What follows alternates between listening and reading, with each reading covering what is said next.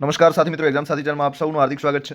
આપણી કેન્દ્રીય કક્ષાની કમિટી દ્વારા 8મા પગારપંચની રચનાને મંજૂરી અપાઈ દેવાઈ છે અને 2026થી 8મા પગારપંચનું જે છે એનો અમલ કરાશે, એટલે કે 1 જાન્યુઆરી 2026થી લાગુ કરાશે. સાથે 7મું પગારપંચ જે હતું એ 2016 એટલે કે 1 જાન્યુઆરી 2016થી લાગુ કરાયું હતું અને 31મી ડિસેમ્બર 2025ના રોજ 7મું પગારપંચ છે એને 10 વર્ષ પૂર્ણ થતા હોવાના લીધે પૂર્ણ થાય છે. આના લીધે નવા પગારપંચની જરૂર હતી અને કેન્દ્રીય કેબિનેટ કમિટીએ 8મા પગારપંચની રચના કરી દીધી છે, એટલે કે આ જાન્યુઆરી મહિનો ચાલી રહ્યો છે 2025નો. તો 2025 દરમિયાન આ જે પગારપંચ છે એ પગાર નક્કી કરશે કે ખરેખર કેટલો પગાર વધારો આપવો, ફિટમેન્ટ ફેક્ટર કેટલું નક્કી કરવું, બેઝિકમાં કેટલો વધારો કરવો. તો આ બધી જ બાબતો માટે એક વર્ષ ચર્ચા વિચારણા થશે, મિટિંગો થશે અને 2026 પહેલાં આ જે રિપોર્ટ છે એક વર્ષમાં રિપોર્ટ તૈયાર કરીને કેન્દ્રીય કેબિનેટ કમિટીને આપી દેશે. પછી એના પર ચર્ચા વિચારણા થશે અને 1 જાન્યુઆરી 2026થી એનો અમલ થશે. તો આવું કેમ થઈ શકે છે? તો ભૂતકાળમાં 2014માં મનમોહનસિંહ આપણા જે વડાપ્રધાન હતા, તો એમના દ્વારા 2014માં 7મા પગારપંચની નિમણૂક કરાઈ હતી અને 2015માં રિપોર્ટ તૈયાર થયો હતો પગારપંચનો અને 2015માં સરકારને સોંપી દેવાયો હતો અને એના લીધે જે સરકાર હતી એમણે 1 જાન્યુઆરી 2016થી કેન્દ્રીય કક્ષાએ 7મું પગારપંચ હતું એને લાગુ કરી દીધું હતું. તો આ જ રીતે 2025માં એક વર્ષ અગાઉ પગારપંચની રચના થઈ ગઈ છે અને 8મું પગારપંચનો અમલ છે એ 1 જાન્યુઆરી 2026થી થશે. હવે આ જે 8મું પગારપંચ છે એના લીધે પગાર છે એમાં 3000થી લઈને 24000 વધારાની શક્યતા છે. તો આટલો પગાર વધી શકે છે, હજુ આનાથી વધારે પણ વધી શકે છે. આ પગાર કયો વધશે? તો બેઝિક પગાર. તો અત્યારે કર્મચારીઓને બેઝિક ઓછામાં ઓછો પગાર 18000 મળે છે અને વધારેમાં વધારે પગાર છે એ 2.25 લાખ મળે છે. તો ઓછામાં ઓછો 18000 પગાર છે એ બેઝિક પગાર કહેવાય. એમાં હવે વધારો થવાની શક્યતા છે. એમાં વધારો કેટલો થઈ શકે છે? તો 3000થી લઈને 24000નો વધારો થઈ શકે તેમ છે. આના લીધે કેન્દ્ર સરકારના 1.15 કરોડ કર્મચારી છે, સાથે પેન્શનરો છે. તો પેન્શન લેનારા જે પેન્શનરો છે તો એમને પણ લાભ મળશે. તો આ રીતે જે આ પગારપંચ નવું આવશે એના લીધે અધધ પગારમાં વધારો થશે અને એના લીધે ખૂબ જ કર્મચારીઓ જે નોકરિયાત વર્ગ છે એને સારો એવો પગાર મળશે અને પગારમાં વધારો થશે. તો કેટલો વધી શકે છે એની આપણે વાત કરી લઈએ. તો જે પ્રથમ પગારપંચ હતું એ 1946-47માં રચના થઈ હતી અને એ વખતે એનો રૂપિયાનો જે પગાર હતો એ 55 રૂપિયા હતા. પછી 1957-59માં બીજું પગારપંચ બન્યું, ત્યારે એમાં 14% વધારો કરવામાં આવ્યો અને જે પગાર હતા એ 14% વધારાના લીધે 80 રૂપિયાએ પહોંચ્યો. હવે 80 પગાર હતો બેઝિક પગાર છે, બરાબર. એમાં 20% વધારો કર્યો અને એના લીધે જે પગાર ત્રીજા પગારપંચના લીધે પગાર જે હતો 196 રૂપિયાએ પહોંચે છે. હવે ચોથું પગારપંચ 1983માં રચાશે. તો એની રચનાના લીધે પગારમાં 27% વધારો થાય છે અને પગાર જે છે એ 196 રૂપિયામાંથી 750 થાય છે. પાંચમા પગારપંચમાં 31% વધારો થાય છે, તો એના લીધે 2550 પગાર થાય છે. છઠ્ઠું પગારપંચ છે તો એની રચના કરવામાં આવે છે, એમાં 54% વધારો થાય છે અને એના લીધે પગાર છે એ 7000 પહોંચે છે. સાથે એક ફિટમેન્ટ ફેક્ટર પણ એડ કરવામાં આવે છે છઠ્ઠા પંચમાં. તો એમાં 186 તમને દેખાય છે.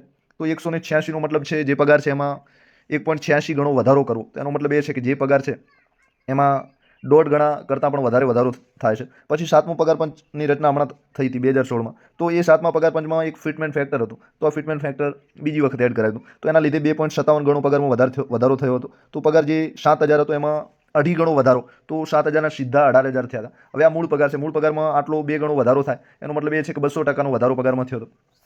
ટૂંકમાં હવે આ જે નવું 8મું પગારપંચ છે એમાં જે વધારો છે એની આપણે વાત કરીએ તો ફિટમેન્ટ ફેક્ટર છે 2.28 એટલે કે 228% પગારમાં વધારો થઈ શકે છે. તો કયા પગારમાં આટલો વધારો થઈ શકે છે? તો આ જે 18000 પગાર હતો એમાંથી 228%, એટલે કે આ પગાર જે 18000 છે 2.28 ગણો થાય, તો એના લીધે નવો પગાર ઓછામાં ઓછો 41000 થઈ શકે છે. અને આ રીતે બધા જ જે હાલ નોકરિયાતો છે પોતાનો પગાર લઈ રહ્યા છે એમાં 2.28 ગણાનો વધારો કરીને ગણતરી કરી શકે છે કે ખરેખર કેટલો પગાર વધી શકે છે. હવે એક વસ્તુ, આમાં કુલ 3 વસ્તુ છે કે જે આ 8મું પગારપંચ છે એ પગાર કઈ રીતે નક્કી કરશે એ હાલ કાંઈ નક્કી નથી, પરંતુ આ ફિટમેન્ટ ફેક્ટરને લાગુ કરે છે તો આ પગાર વધારો છે 41000 સુધી પહોંચી શકે છે. હવે આ જે 2.28 ગણો વધારો ના કરે અને 2 ગણો વધારો કરે તો એના લીધે આ પગાર 41000 છે એ થોડો 34000ની આસપાસ હોઈ શકે છે. તો આ રીતે કેટલો વધારો કરે છે એ મહત્વની બાબત છે. પરંતુ ભૂતકાળમાં જે 7મું પગારપંચ હતું એના દ્વારા 34%નો વધારો કરાયો હતો. તો આ વખતે પણ આપણે આશા રાખીએ છીએ કે વધેલી મોંઘવારી સામે 34થી 35% વધે અને એના લીધે બેવડો વધારો થઈ શકે છે. એટલે એક તો ટકાવારીને લીધે અને એક ફિટમેન્ટ ફેક્ટરના લીધે, એટલે પગાર જે છે તમારો જે હાલ છે એ 2 ગણો થઈ શકે છે. હવે પગાર ખરેખર કેટલો પહોંચે એની આપણે વાત કરી લઈએ. તો આના લીધે જે પગાર છે તો અત્યારે બેઝિક પગાર 7મા પગારપંચમાં જે છે એ 18000નો છે અને સરકારની ગણતરી છે કે 2.28 ગણો પગાર વધારો થાય, તો 2.28 ગણા વધારાના લીધે જે પગાર છે તમે જોઈ શકો છો કે 41000 પહોંચશે. તો આ રીતે જેમનો 18000 પગાર છે એમનો 41000 થાય. અને આના સિવાય પણ ઘણા બધા ભથ્થા મળતા હોય છે. અત્યારે મોંઘવારી ભથ્થું જે છે એ 53% મળી રહ્યું છે. તો 53%નો મતલબ એ છે કે 18000ના બીજા 9000 મોંઘવારી ભથ્થું પણ મળતું હશે. ટૂંકમાં જે પગાર હોય છે ડબલ થતો હોય છે ભથ્થાના લીધે, તો 41000ના ડબલ પગાર થઈ શકે છે. તો આ રીતે નવા પગારપંચના લીધે અચૂક ફાયદો થશે. સાથે જે ગ્રેડ 2 1900નો ગ્રેડ ધરાવે છે એમનો 19900માંથી 45400 સુધી પગાર વધવાની શક્યતા છે. જેમનો 21700નો ગ્રેડ પે છે એમનો 49500 ગ્રેડ પે બેઝિક પગાર થઈ શકે તેમ છે. પછી જે લેવલ 4માં છે 25,500 શિક્ષકોનો ને એમનો પગાર છે, તો એમનો પગાર 58,100 સુધી થઈ શકે છે. પછી જે લેવલ 5માં છે એટલે કે એએસઆઈના બધા પોલીસ અધિકારીઓ છે એમનો પગાર 2800નો ગ્રેડ હોય છે, તો એમનો 29,200થી લઈને 66,600 સુધીનો પગાર પહોંચી શકે છે. તો આ રીતે ધરખમ પગારનો વધારો થઈ શકે છે. સાથે દર વર્ષે એક ઇજાફો પણ મળે છે, એટલે જે પગારો એ પણ વધતો રહે છે. હવે આપણે જે લેવલ 6માં છે એટલે કે પીએસઆઈ કક્ષાના જે પણ અધિકારીઓ છે, તો એમનો પગાર અત્યારે બેઝિક 35,400 છે, તો એમનો પગાર 80,700 સુધી પહોંચી શકે છે.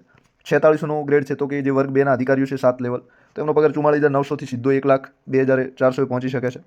લેવલ 8માં 48નો ગ્રેડ છે, તો એમનો 47,600થી 1,08,500. પછી 5400નો ગ્રેડ છે, તો કલેક્ટર કક્ષાના જે પણ અધિકારીઓ છે, પ્રોફેસરો છે, તો એમનો પગાર 53,100 7મા પગાર પંચમાં હતો અને અત્યારે વધીને 1,21,000 સુધી પહોંચી શકે છે. તો આ રીતે તમે પગાર જોઈ શકો છો કે એમાં ઘણો બધો વધારો થઈ શકે છે અને પગારમાં ફિટમેન્ટ ફેક્ટરના લીધે વધારો તમે 100%થી લઈને 200% વચ્ચે થઈ શકે છે, એનાથી વધી પણ શકે છે. તો આ રીતે પગાર તમે જોઈ શકો છો કે આ રીતનો વધારો થવાની સંભાવના છે. હવે કઈ રીતે સરકાર 8મું પગાર પંચ પગાર નક્કી કરશે એની આપણે વાત કરી લઈએ. આ 7મા પગાર પંચનું જે ટેબલ તમને મેં હમણાં બતાવ્યું છે એ ફિટમેન્ટ ફેક્ટર લાગુ કરાશે તો પગાર 41,000 સુધી પહોંચી શકે છે. 2.28 ગણાનો વધારો કરે. હવે આ વધારામાં થોડો ઘટાડો કરે છે તો એ પગાર 18,000નો 34,000 રહી શકે છે. તો કેટલો વધારો ફિટમેન્ટ ફેક્ટરમાં કરે છે જોવાની વસ્તુ છે. તો એક આ રીતે પગાર પંચ નક્કી કરી શકે છે કે આ રીતે કર્મચારીનો વધારો કરવો. હવે બીજો સિનારીઓ એ છે કે આ જે પગાર છે એમાં 300%નો વધારો કરે તો 54,000 સુધી પગાર પહોંચી શકે છે. એટલે કે આ જે ફિટમેન્ટ ફેક્ટરનો વધારો છે એમાં એક એવરેજ સેટ કરી દે કે બધાને 3 ગણો વધારો કરવો તો 18,000 એનો 54,000 થાય, જેનો 35,000 હોય એનો 1,05,000 થાય. તો આ રીતે 3 ગણો વધારો કરે તો એવરેજ વધારો કરે તો આ રીતે પગાર વધી શકે તેમ છે.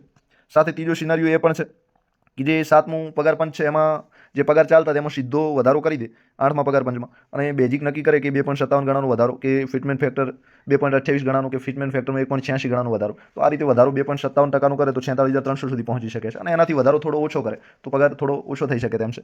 મતલબ એ છે કે બેઝિક પગારમાં આ રીતે વધારો તમે જોઈ શકો તેમ છો. સાથે જે 7મું પગાર પંચ હતું એ કર્મચારીને કેટલી જરૂરિયાત હોય છે એના આધારે પગાર નક્કી કરે છે. તો ચોખા ઘઉંની કેટલી જરૂર છે એની રકમ લખેલી છે. પછી દાલ તુવર છે, રો વેજીટેબલ શાકભાજી છે, આ બધાની ફ્રૂટ ફળોની, દૂધની, ખાંડની, ઓઇલની કેટલી જરૂર છે, માછલી, માંસ, ઈંડા, આ બધાની કેટલી જરૂર છે એના આધારે તેલ, ઇલેક્ટ્રિસિટી એ બધા આધારે મોંઘવારી કાઢે છે. અને આ રીતે 41,000 ઓછામાં ઓછો પગાર હોય તો કર્મચારીને પોસાય તેમ છે. બાકી એના સિવાયનો ગુજારો આજીવિકા ચલાવી શકે તેમ નથી. તો આ રીતે 41,000 ઓછામાં ઓછો બેઝિક અત્યારે થાય છે. આ પ્રમાણે ગણતરી કરીએ તો તમે પગારની જે ગણતરી છે 30,000 ઉપર તો આરામથી થશે, જોઈ શકો તેમ છો. બેઝિક પગાર ઓછામાં ઓછો 41,000 પહોંચી શકે તેમ છે.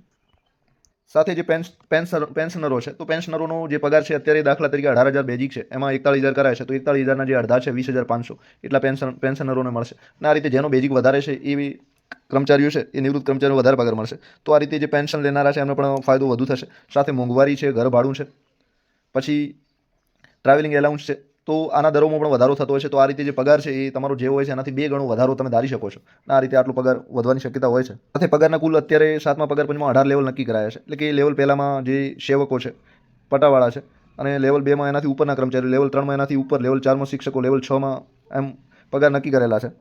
આમ જેમ લેવલ ઉપર જાવ છો એમ છેલ્લું લેવલ 18મું કેબિનેટ સેક્રેટરીનું છે, તો એમનો પગાર જે 2.50 લાખ જેટલો છે. તો હાલ પગાર વધારો જોવા મળે તો 4.8 લાખ જેટલો થઈ શકે તેમ છે. તો આ રીતે તમે પગાર વધારો જોઈ શકો છો અને આ રીતે પગાર વધશે એવી શક્યતાઓ છે જ, કારણ કે પારાવાર મોંઘવારી છે તો પગાર વધે એમાં કોઈ શંકાનું સ્થાન નથી.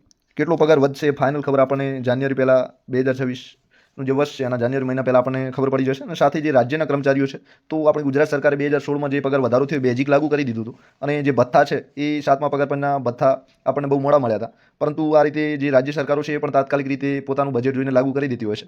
તો રાજ્યના કર્મચારીઓને પણ આનો લાભ મળતો જ હોય છે. તો આ રીતે આશા રાખો કે રાજ્યના કર્મચારીઓ છે, કેન્દ્ર કર્મચારીઓ સાથે સાથે લાભ મેળવશે અને આ રીતે જે સરકારી નોકરી છે એમાં પગાર વધારો તમને મળતો થશે.